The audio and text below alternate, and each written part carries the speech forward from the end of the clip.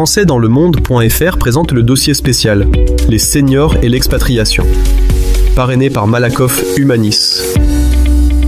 Direction Montréal, on va y retrouver notre invité. Il devait passer dans ce dossier spécial consacré aux aînés parce que les aînés, ils ont beaucoup d'informations à transmettre et sa société, elle fait ce travail. Bonjour, bienvenue Loïc. Bonjour Gauthier, bonjour à tous, très heureux d'être avec toi. C'est le retrouvaille au micro pour toi puisque tu as fait de la radio, c'est pas un domaine qui t'est inconnu. Oui, c'est vrai, j'ai mon premier métier. Ça a été comme toi, en tout cas dans la radio, moi étant journaliste sur Énergie à Cherbourg. Pour la petite blague, je dis que j'étais déjà expatrié. Très fidèle à Nantes, tu vas y passer ton bac éco, puis une école de commerce. Tu fais cette expérience radio, puis tu rentres à Sciences Com. Tu as des bons souvenirs de cette école où la communication est un sujet qui te plaît? Oui, excellent souvenir de Sciences Com. C'est là où je me suis fait vraiment un groupe d'amis que je vois encore, avec qui on a gardé des liens forts d'amitié. Il y en a même un qui est devenu mon témoin de mariage, tu vois. Donc non, très bon souvenir de Sciences Com et qui m'a ouvert des portes après dans les médias. Un petit peu de télévision, de la télé locale à Télé Nantes, un magazine culturel, sortir et puis tu vas changer de domaine. Pendant quelques années, tu vas bosser en gestion de patrimoine, très différent du journalisme, si je peux me permettre, Loïc. C'est ça. Mais écoute, le hasard ou les imprévus de la vie, mais c'est vrai que mon parcours m'a mené vers la gestion de patrimoine, où il y a quand même des qualités que tu dois avoir d'écoute notamment. Et je t'avoue que les grands-parents, parce que je m'occupais, on va dire, d'une clientèle d'aînés, et ils me racontaient beaucoup leur vie déjà, leur parcours de vie. Je passais déjà un peu pour le petit-fils, tu vois. Et un jour, on te raconte une histoire qui s'est passée au Jardin des Plantes à Nantes. Tu peux rappeler à nos auditeurs ce qui s'est passé ce jour-là? Il y a eu un déclic. Oui, entre autres, il y a eu pas mal, il y a eu 2-3 facteurs qui ont joué, mais c'est vrai que cette dame qui me raconte un jour que lors des bombardements de Nantes, si je me trompe pas en 43, eh bien, elle a 7 ans, elle se balade dans le parc et puis il y a des bombes vraiment qui commencent à tomber autour du parc et dans le parc. Donc là, elle est affolée, elle se réfugie sous un banc pour se cacher, c'est tout ce qu'elle trouve. Et en fait, quelqu'un va la prendre par la main pour la mettre à l'abri. Et plus tard, elle va découvrir que cet homme-là était un Allemand. Donc, c'est une histoire assez incroyable. Et quand je lui ai demandé, est-ce que vos petits-enfants connaissent cette histoire? Elle me dit que ses petits-enfants sont un peu à l'étranger, puis ils se voient pas souvent, donc que non. Et c'est là où je me dis, moi, je vais revenir vous voir un week-end et puis je vais vous enregistrer pour que cette histoire, elle reste dans votre famille. On est en 2016, tu t'assois à table avec ta femme et vous écrivez sur un papier les souvenirs partagés. C'est aujourd'hui votre société. Tu commences avec de l'audio, puis tu intègres de la vidéo.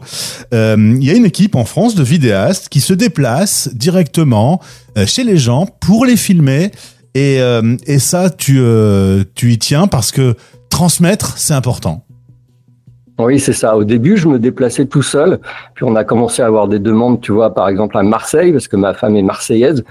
Puis en fait, ça n'avait pas de sens que j'aille me déplacer comme ça un peu partout en France, d'où l'idée d'avoir une équipe de vidéastes. Et aujourd'hui, le message que je veux passer, là, ceux qui nous écoutent, c'est que si vous avez vos parents ou vos grands-parents qui habitent en France, quelle que soit la ville, eh bien, on est capable de faire venir un vidéaste au domicile, à leur domicile, pour venir enregistrer leur parcours de vie. Moi, en tant qu'ancien journaliste, j'ai vraiment travaillé sur une trame d'entretien, sur un guide d'entretien avec plusieurs chapitres. Il y en a 11, de l'enfant jusqu'à la vie actuelle. Et puis, on réalise un film sur les souvenirs de leur vie. Voilà. Alors, on parlait de madame. Un jour, vous vous dites que vivre une expatriation, ça pourrait être sympa. Vous aviez fait un voyage de noces à New York. Vous aimez cette ambiance nord-américaine. Et c'est Montréal, un peu par flemmardise parce qu'on parle français, hein. Ouais, faut pas le dire trop fort, mais c'est le danger d'ailleurs. Tu sais, tu peux croire que tu es presque en France ici parce que ça parle français, c'est la langue officielle au Québec. Ils sont très attachés à ça. Tout est écrit en français et aussi en anglais, mais quand même en priorité en français. Parfois, ils sont même plus français que nous dans les mots. Donc, tu peux avoir l'impression d'être chez toi, d'être en France, mais en fait, il faut faire attention parce qu'il y a quand même des différences. Ouais. Tu peux te faire piéger, d'ailleurs, ça m'est arrivé, pour être honnête. Donc voilà, il faut faire un travail entre guillemets d'intégration. Il faut comprendre comment ils vivent ici et quelles sont leurs habitudes. Voilà. Même si depuis quelques semaines, si mes informations sont bonnes, on achète plutôt canadien quand on fait ses courses plutôt que produits américains. Oui, voilà, ça, l'actualité politique, économique est assez compliquée, mais écoute, finalement, comme en France, on dit qu'il faut acheter français. Parfois, il y en a qui trouvent ça mieux. Donc, en tout cas, on en fait la promotion et puis c'est assumé. Ici au Québec, ça devient un peu comme ça. Acheter québécois, on va dire. Alors, on voit vraiment, j'ai vu des reportages, mais on sait jamais si ce qu'on nous montre à la télé est vrai.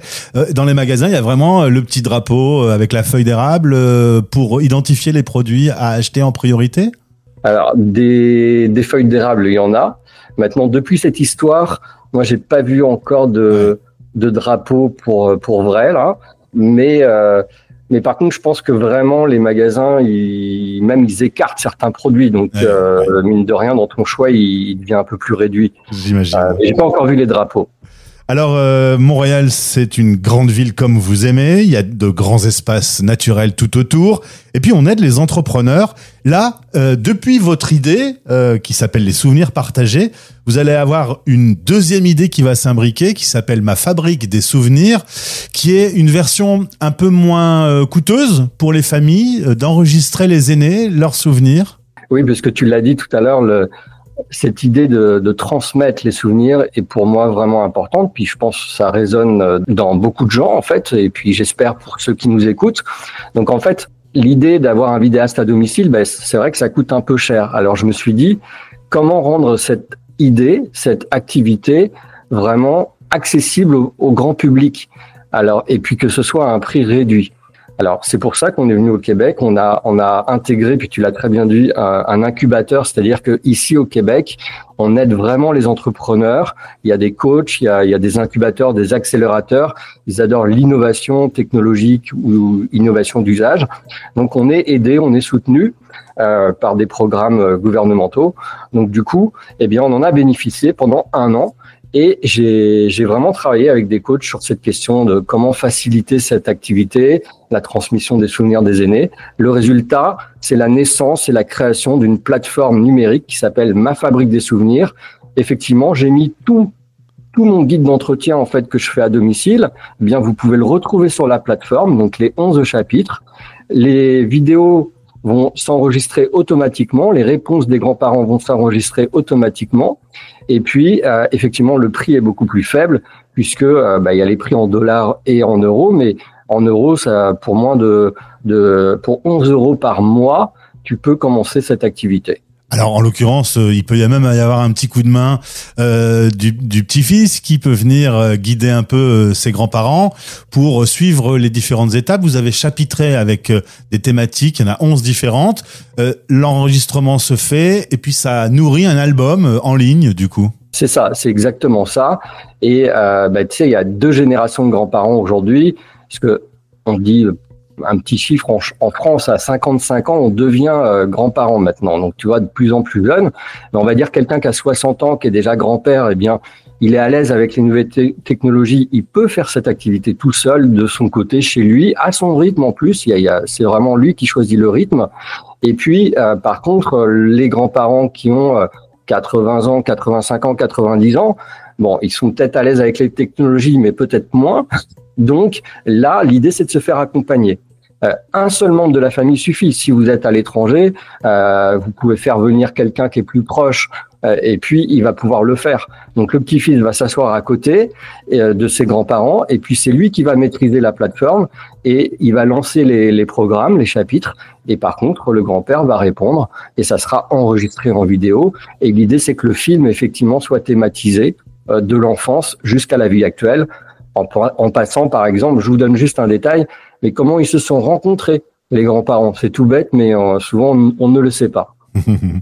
Loïc, c'est une bien belle histoire, d'autant que tu dois vivre des moments intenses. Certaines histoires partagées doivent être assez émouvantes. Oui, C'est vrai que il m'est arrivé de pleurer, mais c'est vrai, même si je commence à être habitué. Mais tu sais, moi, en créant cette activité, j'ai pensé très fort à mon propre grand-père qui est décédé quand j'avais 14 ans. Et puis j'aurais adoré qu'il fasse ça. Mais c'était trop tard, donc je me suis dit on va le faire pour les autres. Et alors moi, je mets pas trop d'extraits sur les réseaux parce que je trouve que c'est familial, c'est privé, donc je respecte beaucoup ça. Donc c'est pour ça que vous ne trouverez pas beaucoup d'extraits des témoignages. Je ne suis pas trop dans ce... Alors que le monde moderne, entre guillemets, et les réseaux demandent ça, mais les souvenirs partagés, on a pris vraiment cet axe familial et privé.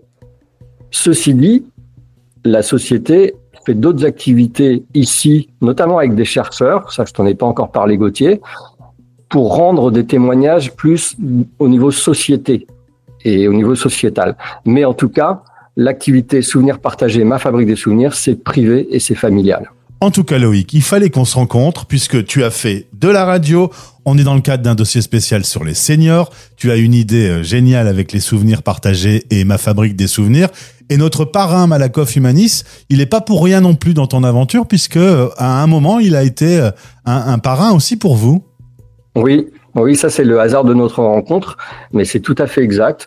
Je tiens à les remercier d'ailleurs, Malakoff Humanis. Quand on a démarré l'activité à Nantes, au début, on est parti de rien et on a fait un salon, le salon des seniors à Nantes, et il y avait un stand pas très loin qui était le stand de Malakoff Humanis. Puis voilà, on s'est rencontrés comme ça et puis la personne qui tenait le stand m'a dit écoute, nous on peut aider des jeunes entreprises innovantes comme la tienne. Donc, on va se revoir. Et en fait, ils nous ont donné une subvention de 30 000 euros à l'époque, après un dossier, bien sûr, et puis après quelques mois d'attente. Et c'était validé par Paris. Donc, on peut dire réellement que Malakoff Humanis a contribué et a soutenu les souvenirs partagés. Merci beaucoup pour cette présentation. En plus de surcroît, tu es expat. Aujourd'hui, votre vie à Montréal, vous voyez la France, comme le disait Paul Naref, à 8 heures de moi. Comment vous vivez cette période ? Écoute, moi c'est vrai qu'en étant journaliste dans l'âme, je suis encore tout ce qui se passe en France au niveau politique, économique. Donc j'ai l'impression de ne pas être trop déconnecté tout en étant à Montréal. Ça, c'est les réseaux et puis les outils technologiques actuels qui permettent ça. Donc, j'en use et j'en abuse. Peut-être trop d'ailleurs, parce qu'il faut...